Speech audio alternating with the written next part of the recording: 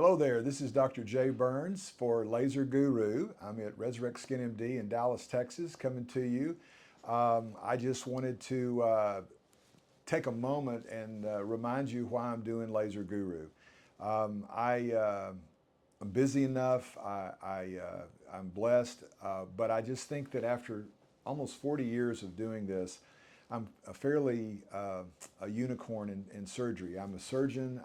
First and foremost, I love doing surgery, but I also know that 90% of the patients that are aesthetic patients are not going to let you do surgery. And rather than give up on those patients, I think that if you can do it all, you can unbiasedly tell patients what to do. And so I have been involved, as you know, with many scientific advisory boards for most of, if not all of the major companies over the last 30 years. And so I just wanted, I'm not a spring chicken anymore, and I don't know how many years I'll be around. I hope many. But I just thought I would give you my 2 cents, because when I look at the internet, even in national meetings, certainly among influencers, there's just not a lot of objective information. And so you might say, well, why are you any different? I just think, listen and see if you don't think this makes sense. I just want you, my colleagues come first. That's what Laser Guru is directed for. My colleagues come first. I work with the different companies, but those companies come and go, and their success, is dependent on their people and their staff and the technology, and that can change from time to time.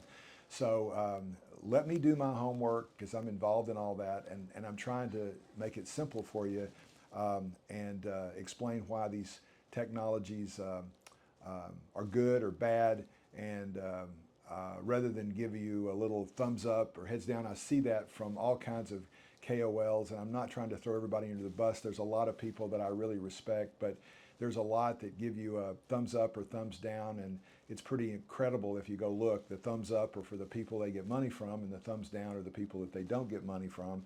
And I find that infuriating, to be honest with you. I'm not holier than thou, but I just think that it's biased and it's misleading, and I just don't want you to buy bad laser. So that's what Laser Guru is about.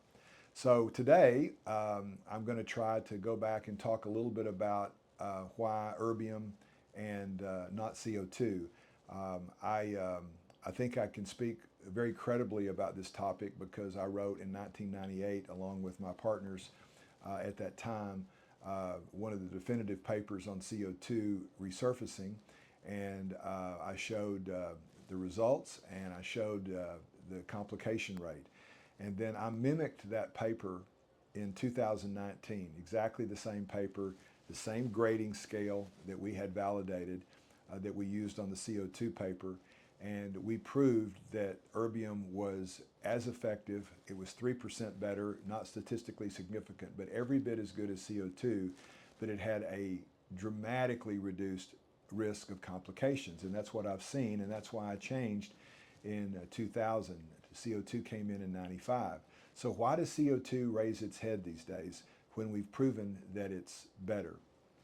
Well, we proved the reason it comes around is an erbium is expensive to make, and it is, I don't think there's any question, there's several erbium manufacturers, but there's no question that Cyton makes the best erbium lasers in the world. I think they make the best lasers in the world. They don't make every technology and every device, but they make great lasers. They also have great service and great people. So right now, that's why I speak a lot, and I use them every day. I'm not going to speak anything unless, why would I speak on something and not use it? It would be biased. So I use it every day, but I don't speak about it because they pay me or they give me lasers. I speak about it because I use them every day, and I could use any laser, and that's the ones I choose. But let's go back to the erbium versus CO2. Before I tell you why CO2 is around, I'm going to backtrack a minute, and I'm going to tell you again, I've proven in the paper that erbium is as good in terms of the quality of results as any CO2, but it has much dramatically less complications. And the reason for that is the erbium has a greater affinity for water. So if you think about it, if it sees water better, it's going to be absorbed all in that water, and you're going to get tremendous amounts of vaporization. So all the heat goes into blowing the skin away, and it can be done so quickly that you don't transfer that heat down into the skin. In contrast, look at an iron. If you have an iron, I still remember a little kid, mom told me not to touch the iron, and I couldn't have been 4 or 5, but I can still remember going toward that iron and I touched it. I've never touched that iron again. That proves that consequences are good for you. They prevent you from doing something that harms you. But it also reminded me, by the time that you get a blister from that iron, it takes a long time for that heat to get in there and cause that blister, and you've got damage far beyond that blister down into the dermis. And so the thing that causes hypopigmentation and scarring, lightening of the skin, is heat. Heat kills melanocytes. So the erbium does it so quickly, and it sees it so well, and it's so efficient for water. That heat is all transferred almost totally into vaporization. So there's not much residual heat left. There's 5 to 20 microns as opposed to 70 to 150 microns for CO2. So many fold more heat with a CO2 than an erbium. And that's, in a simplified way, that's the difference between CO2 and erbium.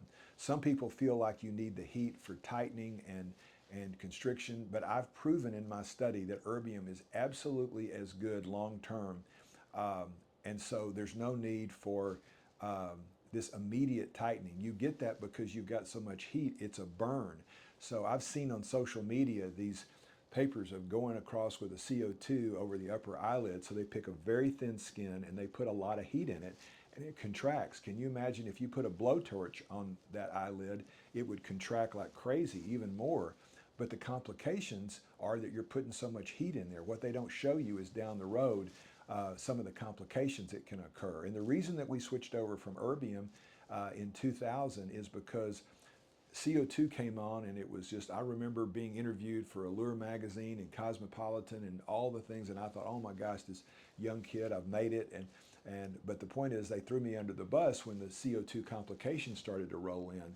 Now there was ways to do it without complications, but the fact is there was so much heat that there was a lot of complications, a lot of burns, a lot of hypopigmentation, a lot of glassy looking skin that was just unacceptable. And so why are we coming back to CO2 when erbium is clearly better, fewer complications, equal results, fantastic results? Is that CO2s are cheap. They're laying around everywhere. You can make them cheaply, and companies that want to do good, they can just absolutely want to make some money. They can grab a CO2, and they're calling it, these euphemisms. And I'm not going to try to slam anyone in particular, but there's variations on the term cold peel, which it is not cold at all. It's just a lie. And CO2 has a lot of heat put into the skin, and when you see that skin contracting, that's really cool looking, but it's not necessary, and that contraction is from all that heat. And they don't tell you that contraction, even though it looks cool and you're thinking, oh, my skin's going to be tighter, that translates into burns down the road and potential complications. And so you can get good results from CO2. I did for 5 years, but the margin for error on that is very little. And if you're not in good hands, you can have many more complications with CO2 with erbium, and that's why I use it. I use it on my full face resurfacings for around the mouth. I use it in a fractional way. Think about it. One is mowing the grass and one is aerating the lawn. And these techniques that I use are called the island techniques, and we'll talk about that at another time, my specific technique. I teach that in preceptorships, and those preceptorships have grown in number here in Dallas, and then it's grown so much that we take it around the country now. This year we've been to Des Moines, we went to Palo Alto, and the end of this month I'm going to Detroit. And we're talking about my island technique, laser resurfacing, and everything that the new, we're talking about the new Tribrid from Sciton, the Heroic, and some of that equipment. So it's an all 8-hour day of preceptorships. But anyway, What I want to focus on now is that we're talking about the erbium primarily and why that's better. And don't be fooled by tricks and trades. The CO2 was a wonderful device. It was a foundational device that helped us understand. But once we went on to the erbium, there's no need for you to get a CO2 in any way, shape, or form when the erbium's available. So I hope that's helped you. This is Jay Burns for Laser Guru, and I'm here to help. Follow us on this channel, and if you have any suggestions or things you want to talk about, I hope you'll reach out to us. You can actually call my office at 219-754-6865 and tell them you follow Laser Guru and you'd like to see me talk about any kind of technology you want to, from lasers to ultrasound to any kind of electromagnetic space, heat, cold, anything you want to talk about. So I'm happy to help. I hope this helps, and I'll see you next time on Laser Guru.